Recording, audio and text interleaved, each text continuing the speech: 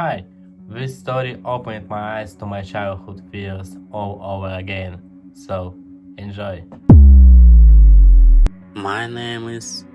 Actually, it doesn't matter anymore. In my current state, very few things matter.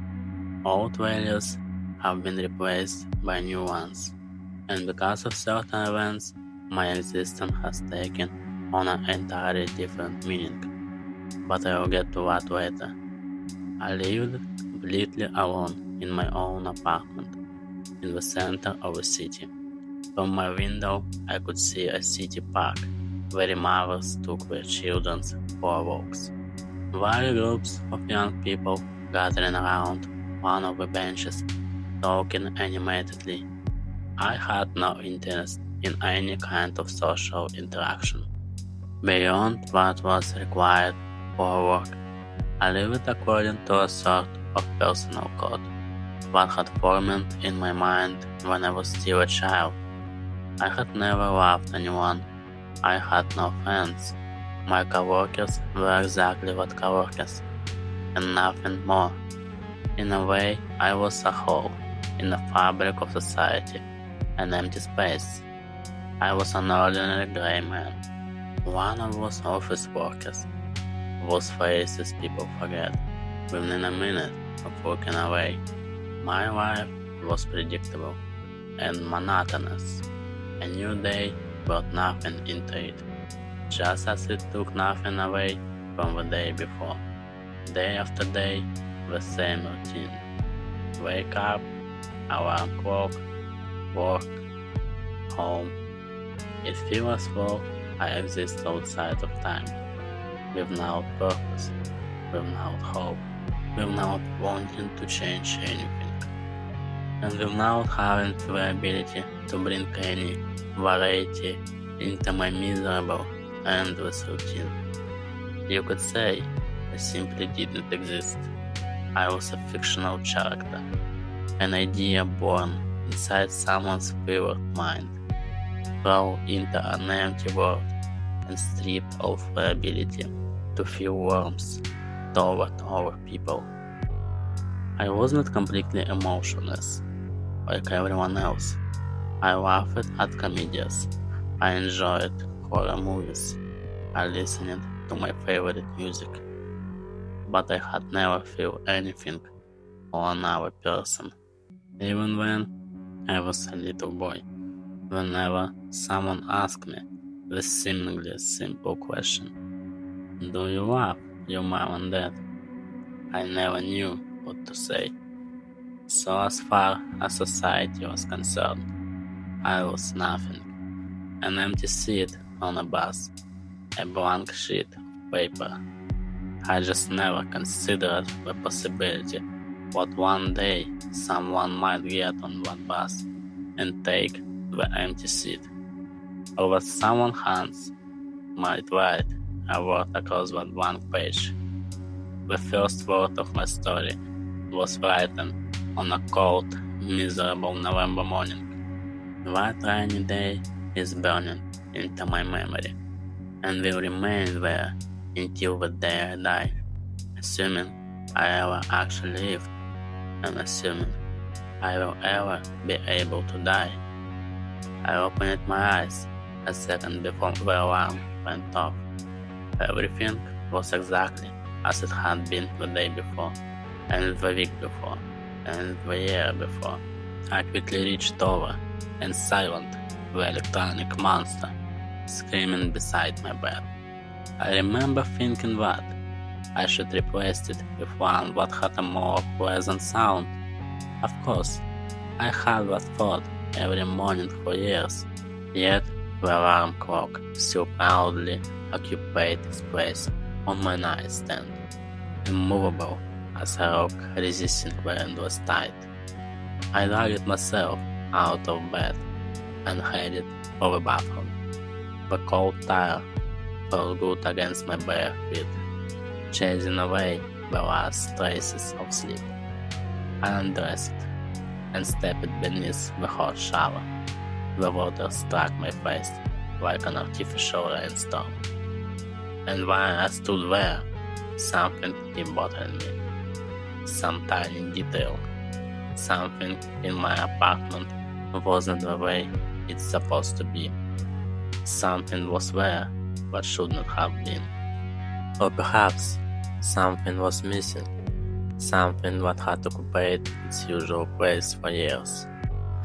I shrugged it off, blaming the miserable weather, and walking over to the mirror. I wiped away the condensation with my hand and froze. That was it. That was what had been bothering me. Where my reflection should have been a faint full double copying every moment of its owner. There was nothing. No, the mirror reflected everything that should have been there. The walls behind me, the shelves, the bottles of shampoo and shaving cream. Everything except me. Just emptiness. It was like I wasn't standing in front of a mirror at all. I stood there, frozen, trying to convince myself that I was dreaming, that this was nothing more than a nightmare. Except I'd never had a nightmares. Slowly, as if moving in a dream, I raised my hand toward my face. Everything was there. 5 fingers, brown skin, the little scar on my pinky. It was definitely my hand. I hadn't suddenly become invisible. I looked back at the mirror. Nothing had changed. I still wasn't there. Old stories about vampires suddenly surfaced in my mind. I almost laughed at the stupidity of the thought. Still hoping I'd wake up any second, I left the bathroom and cautiously approached the window. I expected the sunlight to burn me to ashes. Instead, the sun merely made me squint as it finally emerged from behind the clouds. A mild sense of panic began to creep over me. I walked into the living room with one firm intention: call work, take the day off. I'd never used a sick day before, which was why everyone considered me a workaholic without no personal life, which, to be fair, wasn't exactly wrong. My boss probably would not have objected.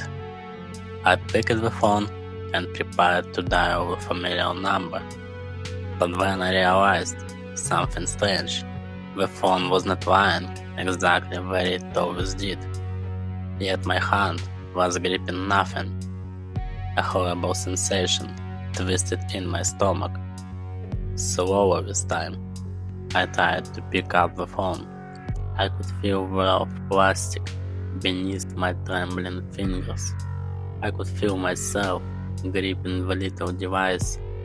I brought it toward my ear, and suddenly my head spun. It felt like I'd looked straight into a bottomless abyss that had suddenly opened beneath my feet. When I finally regained my composure, the phone was sitting on the table, exactly where it had been before, almost as if it were mocking me. The weakness lasted only a second. Maybe I would not even have noticed it if I had not tried again, and again, and again. Nothing. My left eyelid began twitching. I never suffered from the nervous tic before, but apparently my time had come.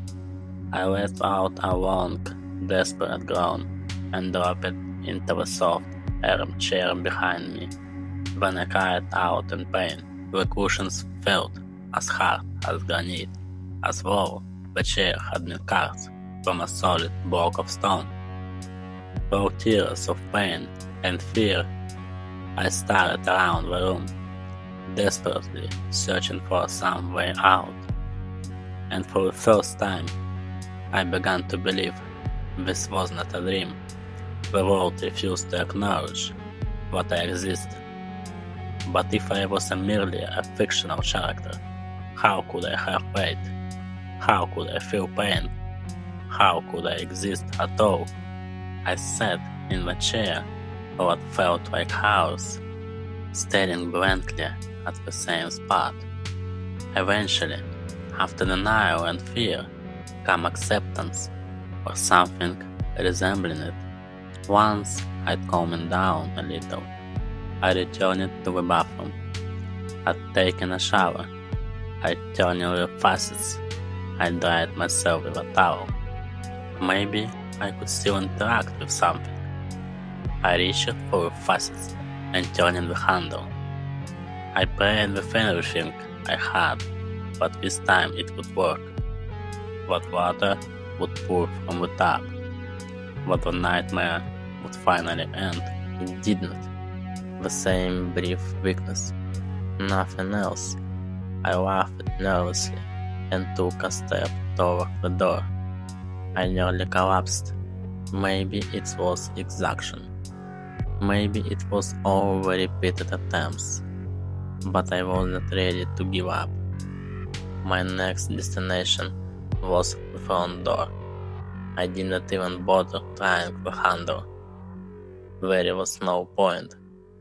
Instead, I leaned against the wall and waited. After some time, I heard quiet footsteps outside. I jumped to my feet. I started pounding on the door with both hands. I screamed for someone to call the police, the fire department, an ambulance, anyone. I screamed that there was a fire, that there were criminals inside, that someone was dying, that the door was blocked. I shouted every piece of nonsense my exhausted mind could come up with. The footsteps slowed, then stopped, as if whoever was outside had paused to think. Then they started moving away. A moment later, I heard the entrance door to the building slam shut. Silence. But I've been screaming loud enough to wake the entire building. They had to have heard me. They could not possibly have missed it, could they? I cursed under my breath and immediately froze. My voice had sounded like a whisper.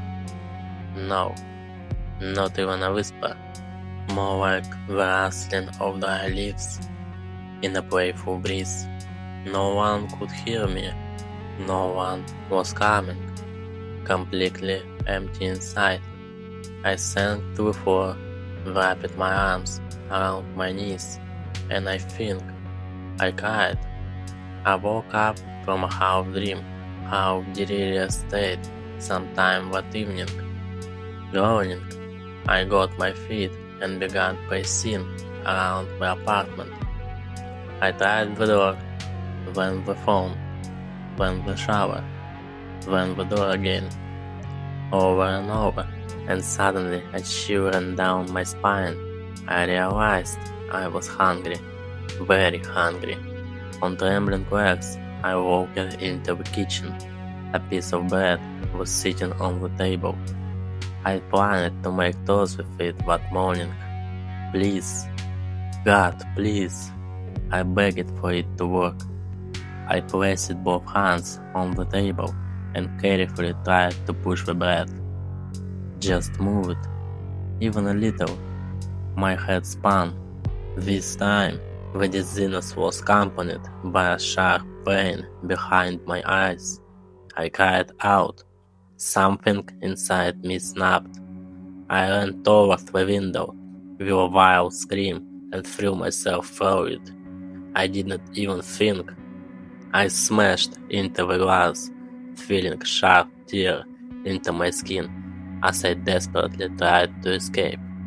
For 1 second, I was falling, the pavement rushing toward me. I closed my eyes, preparing for my body to become nothing more than a pile of broken bones and torn flesh. Then came that familiar dizziness. I opened my eyes. I was standing beside the window. The glass was intact. Outside, night had fallen. A crescent moon crawled across the dark sky and looked into my window as if mocking me with a crooked smile.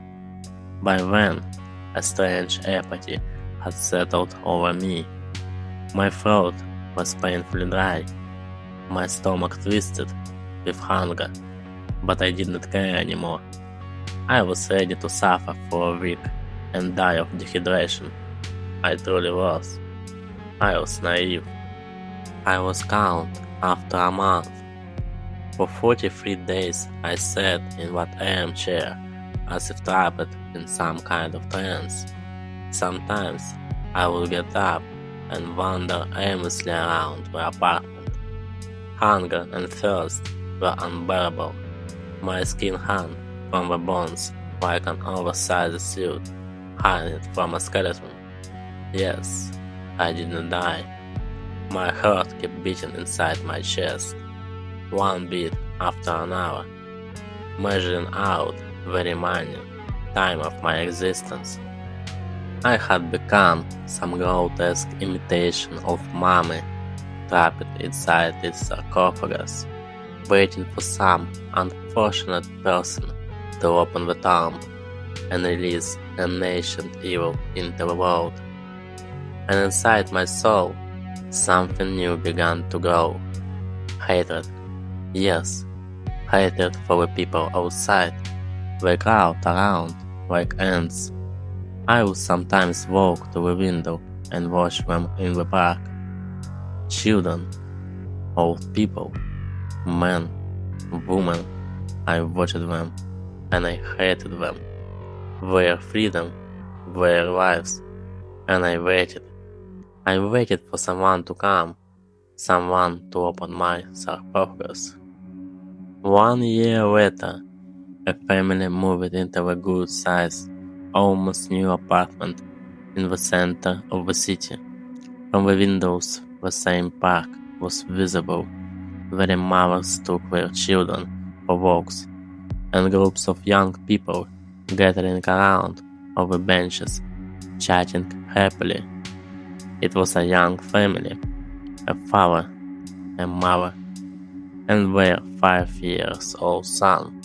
The apartment was in excellent condition, according to the realtor, a man who worked for a large company had lived there before, but then disappeared without telling anyone where he was going. The apartment had stood empty for an entire year. The furniture had been covered in protective sheets. There was a strange smell of mouth or repellent, but now its time had finally come. The father could not have been happier. The place was bright, warm, a great view, close to downtown. It was the perfect opportunity to move out of the suburbs, and their little boy loved it immediately. The apartment was spacious and comfortable. There was plenty of room to play, so the family moved in without hesitation and began unpacking. What is happening? Who are these people? Why are they running around, laughing, taking the covers of the furniture? I'd spent what felt like an eternity in my armchair. I probably would have been covered in dust and mold by then, if such things were still possible for me. It was horrible when something passed through me. I'd experienced these terrible sensations once before, when the workers arrived and one of them drunkenly tried to put a cover over the armchair where I was sitting. His hands passed straight through my chest. It felt as if a knife had been pushed through warm butter. His hands moved through my ribcage, through my lungs, through my heart, through the network of blood vessels inside me.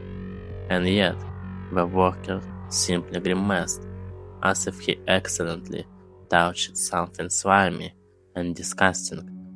I felt it again now. A tiny creature climbed into my armchair and began happily bouncing on the springs. A boy, 5 or 6 years old, Go away. Just let me disappear. Let me dissolve into this chair. Let me sleep forever inside my sarcophagus. He could not hear me, could not see me, did not understand.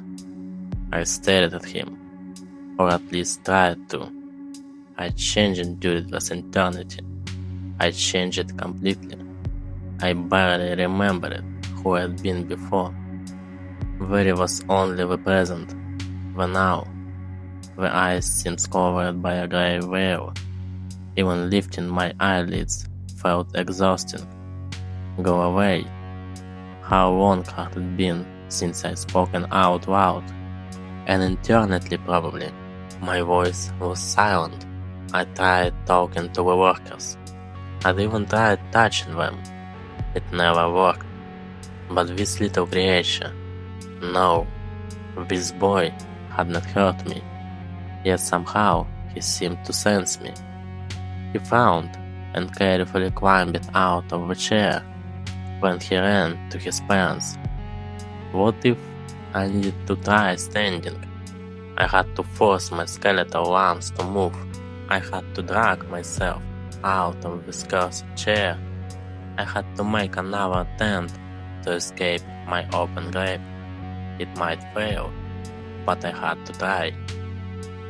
The parents were in the kitchen, unpacking dishes, when their son came running toward them. He looked frightened, or perhaps simply confused. His father asked what had happened. The boy hesitated. Then, with a blunt honesty only children possess, he said, there was something sitting in the chair. The father stared at him. They went into the living room. The chair was empty. What was there? The father asked. Nothing, the boy said. Then he found just a man who didn't want me jumping on the chair. What man? The father looked at his son in confusion. A skinny one, the boy answered.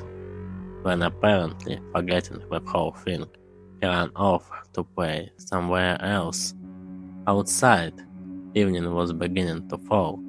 Night was approaching. After dinner, the family went to their rooms. The boy was thrilled. He had his own room now. It was small, but this was his.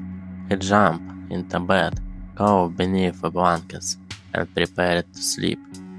The unfamiliar place made him a little nervous, but his father had taught him that there were no monsters in the closet. Nothing under the bed, nothing to be afraid of. Still, I did it, somehow stumbling and dragging my legs behind me. I managed to leave my prison. It was late evening. Street lights glowed faintly outside. Or perhaps it was not the lights that were dim. Perhaps it was my vision, as if it had decayed along with everything else. I probably looked like a corpse myself. My breathing came out in ragged gasp. My dried-out throat refused to take in another breath. But did I even need to breathe anymore? I looked around a bed. A young man and woman sleeping in each other's arms. Another room. I walked through the unpacked boxes. Another bed. A child. He wasn't asleep. He was afraid. A new place. The streets of moving. I stood at the head of his bed and watched him. I didn't know why I'd come here. It was as though something inside me had ordered me to. No, not ordered. Suggested. An inner voice, living its own life, had shown me where I might find a way out. The boy breathing became faster. I could see that he was staring directly at me. Not through me, at me. For the first time in eternity, I could feel his fear, and somehow, through it, I remembered all the stories about monsters in closets. the dead hiding beneath beds, the things children imagine when they are afraid of the dark. My vision sharpened. I could see every detail now. The beads of sweat forming on the boy's forehead, the way his small hands desperately pulled the blanket up to his chin. I felt as if I were woken up. Thank you. The boy lay in bed, blinking sleepily. There was nothing to be afraid of. Scary stories were just scary stories, nothing more. He was almost ready to turn toward the wall and surrender himself to sleep, when he noticed something strange. A thin silhouette stood at the head of his bed, like the shadow of an incredibly thin man. Cold sweat broke out across the boy's body. He pulled the blanket up to his chin and squeezed his eyes shut, then opened them again. Nothing changed. If anything, the figure looked clearly. At first, it had been nothing more than a shadow, slightly darker than everything around it. Now it was beginning to take shape. Two black howls, where eyes should have been, long, tangled gray hair, long, skeletal fingers, a gun corpse-like face. The boy screamed. With a loud cry, he jumped out of bed and ran into his parents' room. I watched him disappear through the doorway. When I quietly followed, I stumbled over one of the unpacked boxes. I think I understood. After an eternity, I finally understood how to regain my life, or something resembling life. The boy's fear, caused by the stress of moving into a new place, had given me this opportunity. Maybe I was a thought, an image, a memory. Maybe a powerful enough emotion could give me strength. Maybe it could feed me. Fear. That's what I needed. Tonight, fear of the dark had allowed the boy to see me. Tomorrow, he wouldn't be afraid of the dark. He would be afraid of me. I don't know whenever I was truly alive. I don't know whenever my entire previous life had simply been a product of someone's imagination. But I know one thing. Right now, I myself, I'm a product of imagination. And if I want to become real again, there is only thing in this world what can help me. The emotion that rules frightened minds and troubled hearts. Fear. Perhaps, when I become strong enough, I will finally be able to escape the prison of this apartment. But for now, I will see you tomorrow night, little boy. By then, you will have to scare your skeptical parents enough. And when you do, I will come for them too. And then, perhaps, I will finally be solid enough to frighten a grown man. That's it. Leave a comment, put a like. I will try to do a new one as soon as I can.